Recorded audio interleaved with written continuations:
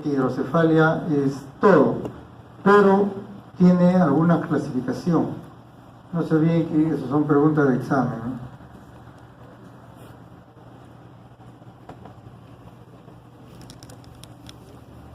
Entonces el día de hoy vamos a ver la anatomía del sistema ventricular, eso ya lo saben ustedes. Vamos a ver qué es una hidrocefalia comunicante, qué es una hidrocefalia no comunicante, cómo se dice que es una hidrocefalia de vacuo y hidrocefalia de presión normal. La hipertensión endocardiana está relacionado con mucho de ello, excepto el de presión normal. Causas de obstrucción son múltiples, vamos a ver lo más importante, ¿no? Signos de tomografía multicorte y el índice de Evans y signos en resonancia. El índice de Evans solamente se utiliza en tomografía. No se puede usar en resonancia, no se puede usar en ecografía. Más o menos acá vemos cómo el líquido, ¿no?, se produce, ya ustedes saben, en el plexo coroideo, recorre todo este espacio, donde señalan con esto punteado es donde se puede obstruir, ¿no? Generalmente, una vez que pasa por Lutzka, sale hacia la periférica del cerebro. Eso ya lo tenemos bastante claro ustedes de cómo es el sistema ventricular. Para el estudio de la hidrocefalia tenemos esto: radiografía convencional, ecografía, tomografía y resonancia magnética. ¿No? A veces encontramos la cabeza de un niño que es mayor, ¿no? Es su circunferencia cefálica mayor para su edad. La hidrocefalia, en términos generales, según Monteagudo, se dice que es una anomalía congénita más frecuente, en algunos casos, que se caracteriza por dilatación ventricular en presencia de un incremento de la presión del líquido cefalorraquídeo. Pero acá tenemos que ver si produce mucho o si está obstruido, ¿no? Porque si produce mucho y no se puede absorber, también produce hidrocefalia. Las etiologías son múltiples, ¿no? Obstrucción congénita a nivel del acueducto del cilio, disminución de la absorción a nivel de la aglomeración y depresión, aumento de la producción cuando hay papiloma del plexo coroideo, y así una serie de incidencias que hay para que haya una hidrocefalia, que ahora lo vamos a estudiar. Acá más o menos, ¿no?, cómo es el trayecto del líquido cefalorraquídeo hacia la parte periférica, ¿no? Acá lo que hay que tener en cuenta es lo siguiente, ¿no? La velocidad de producción en adultos es de 475 mililitros en 24 horas. Más o menos eso es lo que produce un adulto. En cambio el niño produce más, 504 mililitros en 24 horas. Eso tenemos que tener en cuenta, sobre todo cuando a veces hacemos la punción lumbar para ver nosotros cómo está la presión, si hay sangrado o no, haciendo que gotee unos 3, 4, 5 gotas en adultos, y el niño puede gotear más, no hay ningún problema porque su producción es rápida. Esto es lo que tenemos que aprender nosotros. Todos estos son hidrocefalias, todos son hidrocefálicos. Pero hay una clasificación que dice que hay hidrocefalia en el momento de aparición. Cuando yo digo hidrocefalia en el momento de aparición, puede ser congénita o adquirida. Luego hay una clasificación del tipo de alteración anátomo-etiológico. También, una hidrocefalia puede ser comunicante y otro puede ser no comunicante. Y eso debemos tener en claro nosotros para dar un diagnóstico preciso, sobre todo con la clínica. Tenemos que relacionarlo. Y hay otra clasificación de causa de alteración, se llama ex vacuo y de presión normal. Pero al final todos son hidrocefalia, la clínica, ¿no?, y los exámenes laboratorios que me va a decir es congénito, es adquirido. Me va a decir es comunicante, no comunicante. Y me va a decir es vacuo o de presión normal. Pero no se olviden que estas clasificaciones todos son hidrocefalias. Por ejemplo, vamos a estudiar la hidrocefalia en el momento de aparición. En el momento de aparición, quiere decir que hay un grupo que es congénito y otro secundario que es adquirido. Primero comenzamos con congénito. La hidrocefalia congénita son estenosis del producto del siglo, que decir que no deja pasar el líquido cefalorraquídeo y produce hidrocefalia. Tenemos malformación de Chiari, malformación de Dandy-Walker, tenemos malformaciones vasculares que pueden estar en ese lado. Y por ejemplo, acá en esta resonancia magnética vamos a ver una malformación de Chiari. Esta es la malformación. Acá debe haber el vérnix que debe estar unido con ambos cerebelos en la fosa posterior. Y como no hay vérnix, ingresa el líquido cefalorraquídeo y comienza a producir efecto de masa hacia la parte superior. Esto de acá es igual que esto, ¿no? Ya ustedes van a definir cuál es T1, cuál es T2, cuál es el líquido cefalorraquídeo que se pone oscuro y cuál es que está blanco.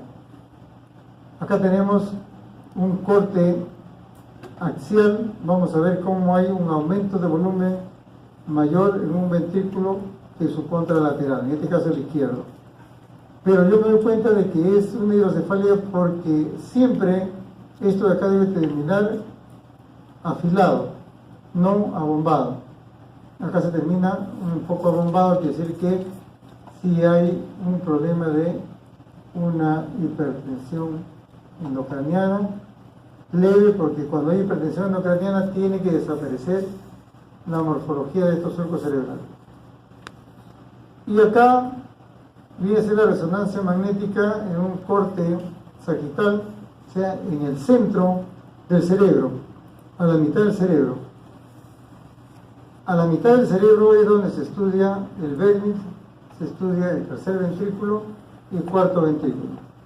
Y acá podemos ver de que el líquido cefalorraquídeo ingresa hacia el cuarto ventrículo y aumenta el volumen del tercero y sobre todo el ventrículo lateral. Entonces eso ya me dice que sí es un problema de Dandy-Walker que ya se puede ver en las gestantes. Entonces, ahora vamos a ver las hidrocefalias adquiridas. La hidrocefalia adquirida puede ser por trauma, golpe, puede ser inflamatorio por alguna infección, puede ser poshemorrágica, ¿no? Y vamos a ver qué tipo de hemorragia, porque puede ser poshemorrágico parenquimal, que no es esto. Puede ser tumoral o postquirúrgico. Por ejemplo, acá, la hidrocefalia adquirida, tenemos esta tomografía, y donde yo veo esta imagen hiperdensa, que no es el polígono de Willy, porque el polígono de Willy no se ve así, esta hemorragia, en el cual no veo adecuadamente, o sea, lo veo medio borroso, adecuadamente los ventrículos laterales astas temporales, porque este es el temporal y este es el frontal. No lo veo, como ejemplo, como el de acá. Lo que veo es una imagen en la parte superior discretamente hipodenso, difuminado, no se ve adecuadamente, y veo cómo hay una dilatación del tercer ventrículo. El cuarto ventrículo está intacto, tercero aumenta, ventrículos laterales también aumentan. Y lo más importante acá, no logro distinguir las profundidades de los surcos cerebrales.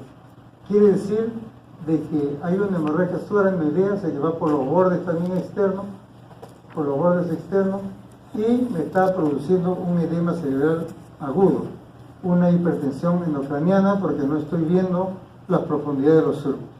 Esa es la diferencia entre una hemorragia subaracnoidea que otros.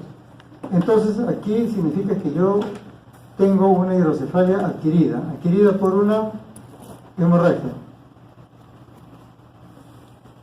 En este de acá, yo veo que la profundidad de los surcos no están todavía tenue. Veo una dilatación del tercer ventrículo lateral astas temporales y también el cuarto ventrículo. Pero con la sustancia de contraste vemos nosotros una imagen heterogénea de borde poco definido que está produciendo efecto de masa al cuarto ventrículo y lo está dilatando. Quiere decir que del cuarto ventrículo hacia arriba se está dilatando, está produciendo hidrocefalia. Y esto de acá, en los bordes, que ha disminuido la densidad, significa de que está comprimido el cerebro y está produciendo una hipertensión endocraniana. Y esto de acá viene a ser un astrocitoma pielocítico, por la ubicación y por las características. Este de acá también es adquirido, es una meningoencefalitis tuberculosa. Se ve parecido al de acá porque esto está con sustancia de contraste. La sustancia de contraste, me está dando aquí la forma del polígono de Willy, hay una dilatación acá, también puedo ver dilatación de los ventrículos, pero lo veo así, difuminado como esto, pero más oscuro, lo cual me está diciendo de que hay un gran edema vasogénico, esta dilatación, en el cual no estoy evaluando adecuadamente, y veo que las profundidades de los surcos cerebrales ya están disminuyendo. Entonces, esta hidrocefalia me está diciendo que es de tipo de una meningoencefalitis y probablemente sea de tipo tuberculoso. Los antecedentes también es importante en estos pacientes, ¿no?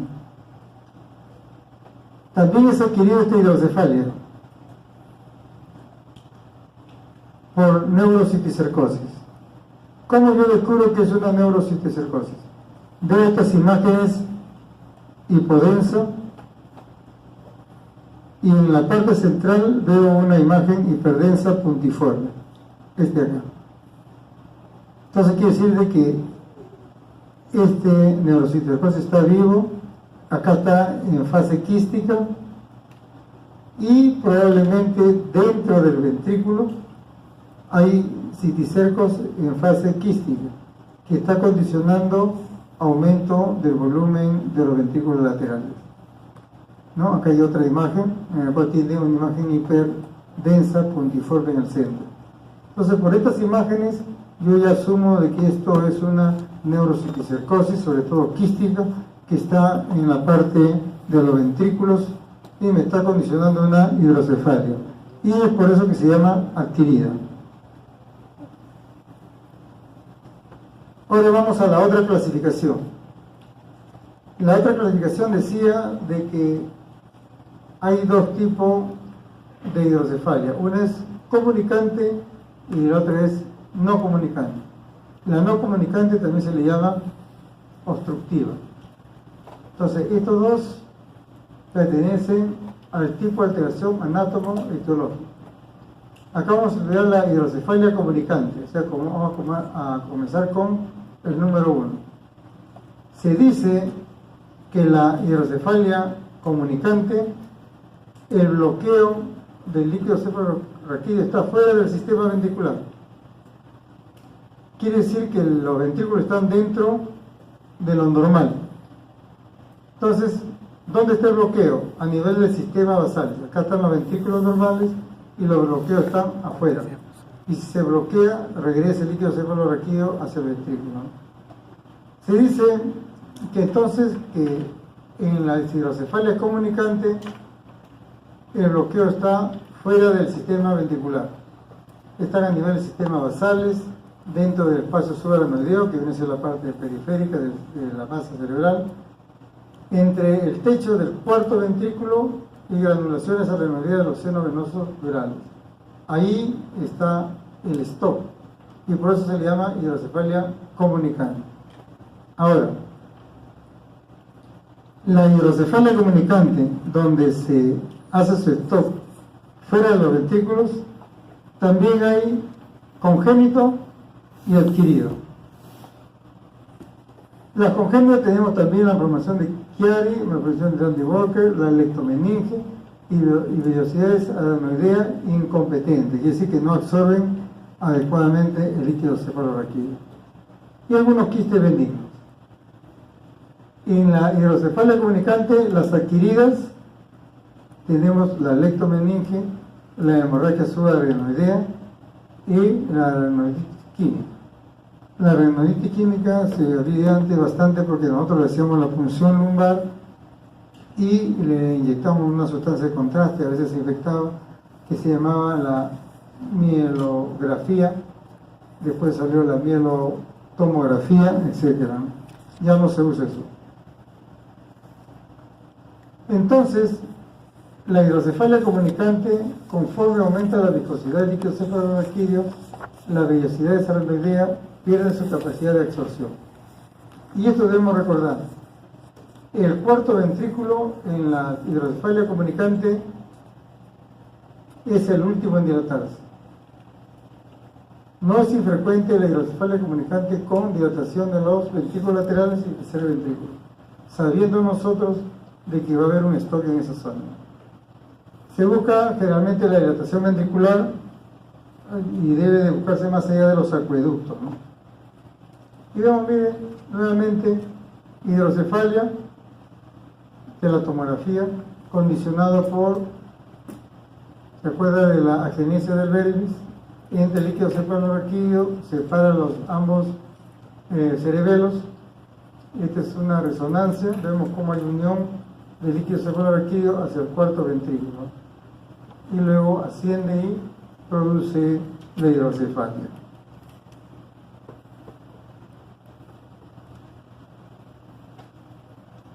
La hidrocefalia metaventricular es infecciosa en este caso, puede ser por cualquier bacteria comunicante. Miren cómo se ve una gran dilatación del cuarto, tercero, ventrículos laterales, se ve borramiento. Cuando se ve borramiento ya sabemos que es una hipertensión endocraniana.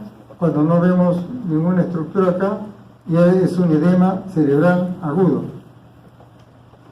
Y no olvidemos que ese edema cerebral agudo, si no se le da tratamiento, produce isquemia por compresión de los pequeños vasos cerebrales con este tipo de infección. Acá vemos otro, está magnificado, tiene en T1 esta imagen que viene a ser un quiste coloide. Acá lo vemos T2, ¿no? Que se ve oscuro, pero se ve los bordes irregulares, ¿no? Estos quistes están condicionando esta gran hidrocefalia, ¿no? Acá se ve más magnificado en T2.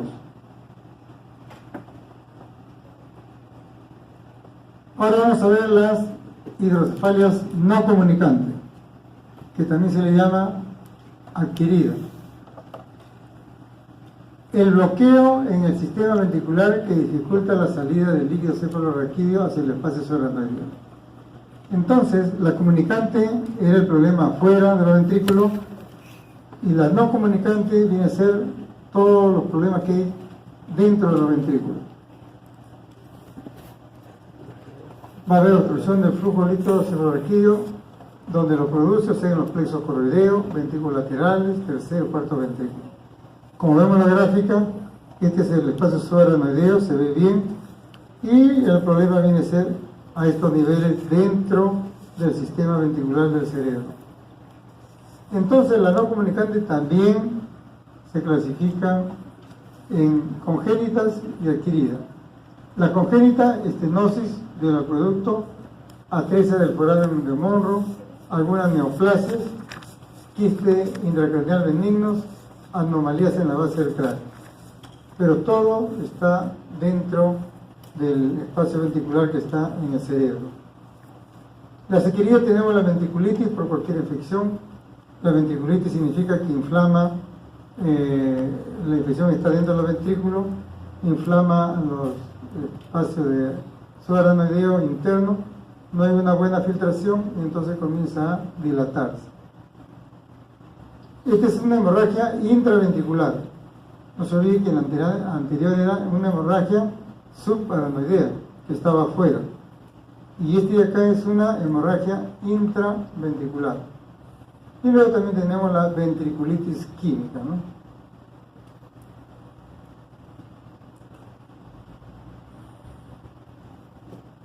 Algunos coágulos o sinequia, cuando hay una hemorragia subaracnoidea masiva, quiere decir cuando es masiva de la parte de la subarachnoidea que está en la parte periférica ingresa al cuarto ventrículo, ingresa luego al tercero y comienza a producir algunas sinequias, ¿no?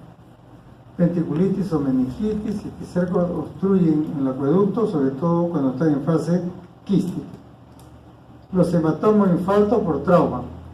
Un infarto bien situado puede comprimir los ventrículos, sobre todo el infarto, el que produce efecto de masa es el edema vasogénico, porque el infarto significa de que no ha llegado sangre, se está muriendo el cerebro, reacciona la parte externa para querer compensarlo, aumenta el flujo y se produce el edema que comprime los ventrículos. Por ejemplo, acá hay una estenosis del acueducto, veo solamente el cuarto está normal el cuarto, tercero y ventrículos laterales, frontales y astas temporales están dilatados. Y acá yo puedo evaluar la separación que hay entre la articulación del cráneo, y esto se llama diastasia, ¿no? Se abre un poco, no veo la profundidad de los surcos, significa que hay un edema cerebral, y ahí está sobre todo la hipertensión endocraniana. El niño puede venir con cefalea, llorando, vómitos, etc. Este también es un niño. Miren en esta ecografía, esta es una corte coronal, corte sagital. En este corte coronal, que es el mismo, yo voy a encontrar esta imagen dentro del ventrículo. Una imagen, como esa ecografía ya se llama hipoecogénico, heterogéneo, bordes poco delimitados, intraventricular, significa que aquí hay un coágulo. También acá hay otro que está condicionando una alteración de la absorción a nivel del aracnoide. Esta es una ecografía transfontanelar. También podemos ver algunas imágenes hipoecogénico que viene de ser, ¿no? Sobre todo áreas que no está llegando al flujo sanguíneo y probablemente va a ir a una leucoencefalomalacia o una malasia o un reblandecimiento, que es lo mismo, y luego se necrosa y puede unirse al ventrículo, ¿no? Cuando hay infección, miren la diferencia. Acá es solamente uno y el otro está dilatado, pero no encontramos este coágulo. Pero cuando hay infección, siempre voy a encontrar los dos ventrículos. Veo esta dilatación, también veo aquí las fibrinas, o sea, trabéculas. Veo acá una imagen aumentada de cogenicidad en la periferia, en la cual me está diciendo que esto está comprimiendo el cerebro. Este viene a ser un corte coronal, el número 1, corte 1, que no debe verse los ventrículos, generalmente solamente se ve la región frontal. Pero ya con esto de acá me está diciendo de que estas imágenes que están acá, ¿no? Viene a ser una ventriculitis, ¿no? En algunos casos, como vemos el epénimo hiperecogénico, viene a ser esta parte de acá, hiperecogénico, en el cual me está diciendo que es una ventriculitis, ¿no? Pero miren estas trabéculas que no son como el anterior, heterogéneo y generalmente en uno de los ventrículos, ¿no? Bien, los bordes bien definidos. Acá no, son imágenes lineales, ¿no? Entonces, esa es la característica de una ventriculitis. Acá, por ejemplo, tenemos una hidrocefalia por hemorragia. Esta hemorragia está intraventricular. Acá veo el plexo coroideo. Veo cómo ha invadido esta imagen hiperecogénica los ventrículos. Veo que hay una diastasia, ¿no?, de las suturas. Y veo que está medio borroso por una hipertensión endocraniana, y vemos cómo no hay profundidades de los surcos cerebrales, se ve todo uno solo, y viene a ser un edema cerebral agudo, ¿no? Y viene a ser una hidrocefalia no comunicante, ¿no? Porque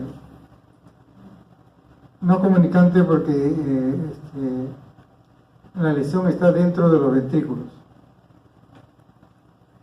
Acá tenemos otra no comunicante. Mire, esta es la imagen de un meduloblastoma, o sea que está en la médula.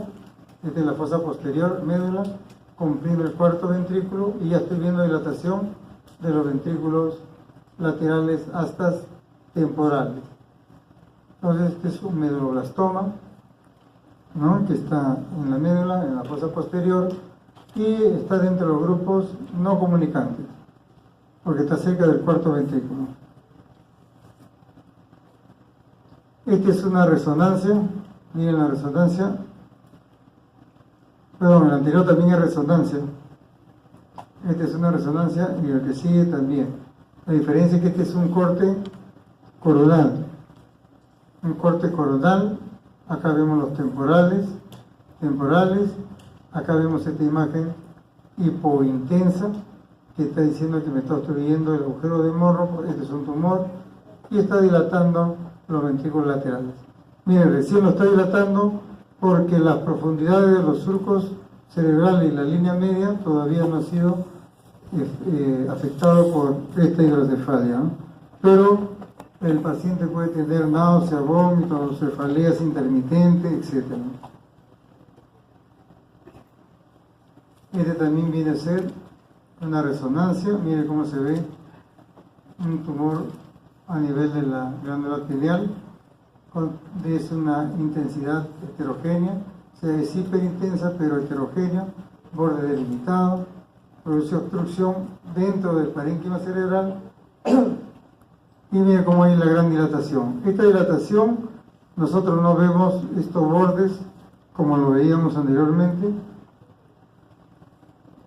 como lo veíamos acá, bien definido.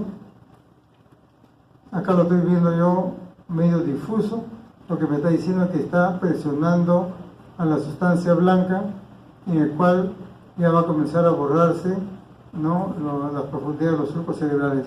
Ya está comenzando a tener una hipertensión endocraniana, ¿no?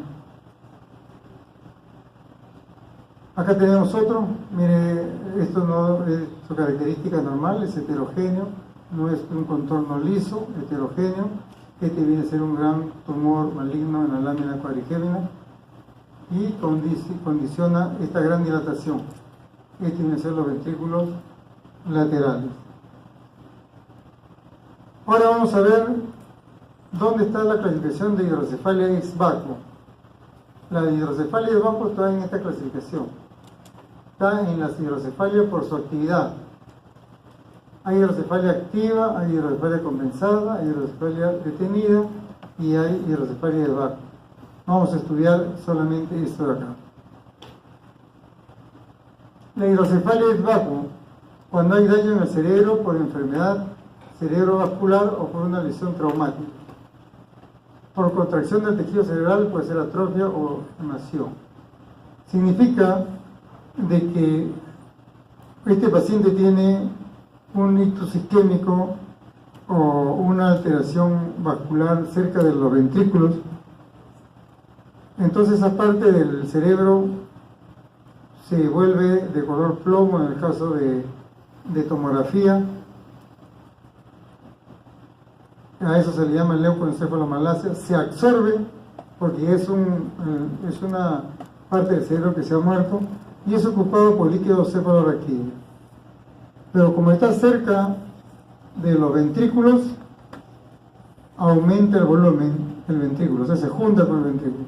Aumenta el volumen, pero esa hidrocefalia es también normotensiva porque no presenta una hipertensión, pero sí produce una hidrocefalia. Acá tenemos un corte anatómico que los bordes se están atrofiando. Miren cómo este es normal y este tiene un aumento del volumen. Se dice que el ángulo del cuerpo calloso es plano, ¿no? Pero, por ejemplo, en esta tomografía, esta ecografía transfontanelar, lo que vemos es aumento de este espacio interhemisférico. Acá hay líquido cefalorraquídeo también. Y la diferencia con la hidrocefalia que estábamos estudiando es que los bordes eran bien definidos, Sin embargo, este hidrocefalia es de contornos irregulares. De contornos irregulares donde me dice que probablemente en la parte periférica del ventrículo ha tenido una hipoxia, se ha muerto esa parte del cerebro, se ha reabsorbido y se ha hundido al ventrículo. Y es por eso que se ve el ventrículo más grande, ¿no? Entonces, hay algunas partes que ha cambiado de congenicidad, en este caso porque es una ecografía, y eso se le llama encefalomalacia, otro le llama, como es sustancia blanca, leucoencefalomalacia, y en tomografía también lo llaman reblandecimiento, ¿no? Entonces a eso se le denomina ex vacuo, a este tipo de hidrocefalia. La hidrocefalia de presión normal, el anterior, este acá también puede tener presión normal. La única diferencia con el que sigue es que sus bordes son irregulares, por eso se llama vacuo. En cambio, cuando es presión normal, es una hidrocefalia normotensiva, generalmente en las personas ancianas, disminución del volumen del parénquima cerebral, y como disminuye el parénquima cerebral, ocupa ese lugar el líquido cefalorraquídeo. Puede tener demencia, pérdida de memoria, trastorno patológico al andar, incontinencia urinaria. Se dice que es una triada, ¿no? Es una triada que es pérdida de memoria, trastorno al caminar, incontinencia urinaria, ¿no? Y ya más o menos me está dando que este paciente va a tener una demencia, ¿no? Mira cómo se ve la tomografía, aumento del volumen del ventrículo, los bordes son definidos.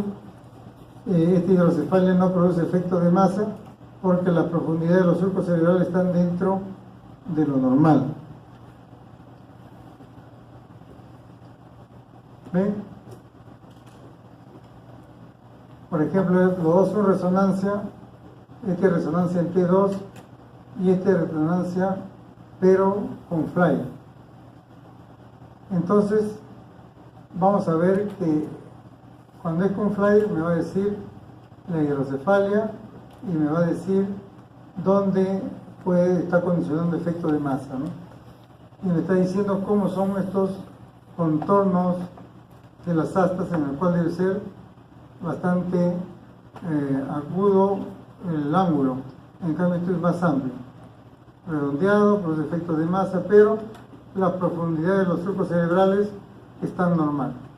Un ventrículo puede ser más grande que otro, ¿no? En este caso el izquierdo del paciente es más grande, en el cual me está diciendo que es una hidrocefalia, ¿no?, normotensiva, porque no está comprimiendo los surcos cerebrales. Lo que pasa es que aquí hay una atrofia córtico-subcortical y está ocupando ese espacio los ventrículos. Y acá tenemos la triada: apraxia en la marcha, demencia y incontinencia urinaria. Es una triada de una hidrocefalia de presión normal, sobre todo cuando son ancianos, ¿no? Acá me dice que el ventrículo dilatado, ojo, también es una hidrocefalia comunicante, porque el problema está dentro del cerebro, con dilatación particular de las astas temporales, fuga de líquido cerebral transependimario, acentuación de vacío del flujo de acueducto cerebral. Lo importante es de que hay una atrofia a ese nivel. Por ejemplo, acá se está atrofiando y está siendo ocupado en esta tomografía el líquido cefalorraquídeo a nivel temporales. Algunos lo denominamos quiste aracnoideo, esto de acá, son uniformes. Vemos la amplitud, nosotros en este caso, de cómo se dilata a este nivel, donde están las mamilares, y sobre todo que la profundidad de los surcos cerebrales acá se ven casi planos, no por edema, sino porque se está atrofiando. Acá tenemos otro, miren, se ve grande, pero sin embargo, miren cómo se ven los surcos cerebrales adecuados, e inclusive se atrofia, aumenta el volumen del ventrículo y aumenta el espacio subaracnoideo. Cuando aumenta el espacio subaracnoideo y aumenta el ventrículo, significa que hay una atrofia del parénquima cerebral. Y al estar atrofiado, estos dos líquidos, tanto del ventrículo como del espacio subaracnoideo, aumentan, que es muy diferente que la hidrocefalia externa. En este caso yo puedo decir que hay una hidrocefalia interna y una externa al mismo tiempo por la atrofia. Pero hay una clasificación también que se llama hidrocefalia externa, donde, ahorita vamos a ver, donde el ventrículo no va a tener ninguna función, va a estar normal. Entonces la hidrocefalia normotensiva, no nos olvidemos, miren cómo se ve, los ventrículos con ángulos bastante obtusos, no es bastante romo, perdón, no es filiforme, no produce efecto de masa a la profundidad de los surcos cerebrales, la resonancia magnética también, acá vemos cómo se está la hidrocefalia, sobre todo, este viene a ser el ventrículo del asta occipital, y vemos cómo la profundidad de los surcos cerebrales están normales, y el espacio subaracnoideo puede que en un espacio esté amplio, pero también está normal en algunos espacios, sobre todo en la parte posterior. La resonancia es bastante importante en estos casos para ver el estudio, sobre todo de las hidrocefalia crónicas, donde el paciente solamente tiene cefalea, algunos trastornos. En algunos casos se ha logrado poner un catéter de dilatación ventriculoperitoneal, donde se dice que esta presión, si bien es cierto, es normotensivo, pero el paciente mejora su calidad de vida, ¿no? Entonces, este viene a ser los plexos coroideos. Así debe terminar lo normal. Miren cómo se ve, filiforme, y este es un patológico, ¿no? Se ve bien amplio. Y por último tenemos la hidrocefalia externa. Este viene a ser una ecografía con un traductor lineal, frontal, línea interhemisférica, ventrículos laterales hasta frontales, y se refiere a este espacio. Este espacio subaracnoideo debe medir lo normal hasta 4 milímetros. Pasado los 4 milímetros ya se llama, nosotros ya estamos pensando que puede haber una atrofia acá, estamos pasando a los 10 milímetros, y a esto le denominamos entre 4 y 10 milímetros, le denominamos higroma. Entonces el higroma, que es el líquido cefalorraquídeo que va a nivel del espacio subaracnoideo, o sea, a nivel de la convexidad, se le llama higroma cuando pasa de los 4 milímetros hasta 10. Se dice que es una dilatación benigna de los espacios subaracnoideos lactantes, pero no se olviden que si pasa de 10, ya podemos estar pensando en atrofia, o en los niños también se le denomina fase de mielinización. Acá tenemos una tomografía, vemos que este espacio está aumentado, y miren cómo están los ventrículos, normal. Acá está con sustancias de contraste y podemos ver algunas arterias periféricas del espacio subaracnoideo. Este espacio, como decía, no debe ser mayor de 4, cuando es mayor de 4 milímetros ya se llama hidrocefalia externa. Si tiene 4 milímetros está dentro de los rangos normales. Más o menos vamos a hacer cómo se hace la lectura de un paciente si tiene hidrocefalia o no en una tomografía que le llaman el índice de Evans. Se mide, se busca donde está el corte, donde haya la mayor amplitud del espacio de las astas frontales, se mide en ambos ventrículos, luego se busca el mayor espacio de la bóveda craneana, que sería este nivel, donde hay más espacio, y se mide de tabla interna a tabla interna, y se divide el máximo tamaño de las astas frontales entre la distancia máxima entre ambas tablas internas. Y de esta división, si pasa más de 0.3 milímetros o 0.31 ya es hidrocefalia. Y no se olviden que esto es solamente en tomografía.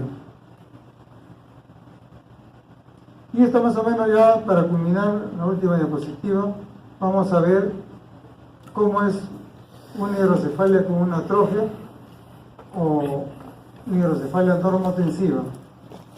Entonces hasta temporal dilatado, acá tiene que ser normal, excepto en Alzheimer, se dilata pero es normotensivo.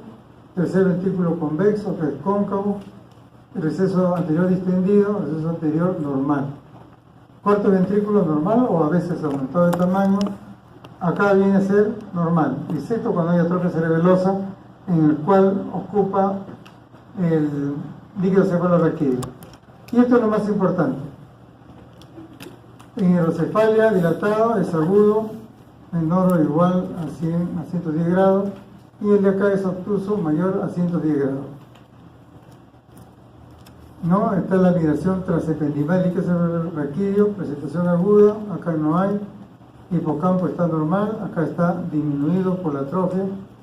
Silla turca, en una radiografía convencional también puedo ver cómo el piso o el suelo de la silla turca se ven como doble línea. Yo al ver doble línea significa que hay una erosión.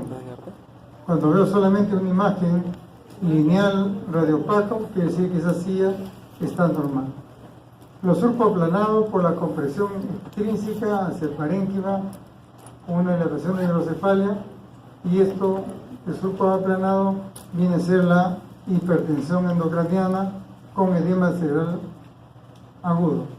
En cambio, en la atrofia va a ser normal, la profundidad y los giros dentro de los rangos normales.